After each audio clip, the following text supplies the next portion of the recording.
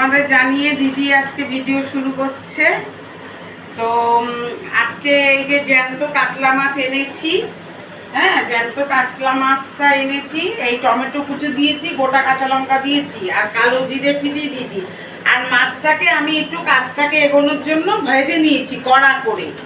এইবার হচ্ছে এই যে মশলা করে নিয়েছি, জিরের গুঁড়ো, হলুদের গুঁড়ো, ধনের গুঁড়ো, কাশ্মীরি লঙ্কা, টমেটো বাটা, কাঁচা লঙ্কা বাটা সব দিয়েছি। নামানোর আগে ধনে পাতা। ঠিক আছে, এইভাবে দিদি করে খাবে। এই দেখো মশলাটা আমি দিচ্ছি। হ্যাঁ, এই যে কড়াইতে তেলও দিয়ে দিয়েছি, দেখো তেলও দিয়ে দিয়েছি। এবার আমি ছেড়ে দিচ্ছি, মশলাটা ভালো করে মাখিয়ে নিলাম। মাছগুলো ভেজে নেবে, কড়া করে ভেজে নিয়েছি। এইবার দেখো আমি ছেড়ে দিলাম জ্যান্ত কাতলা মাছ।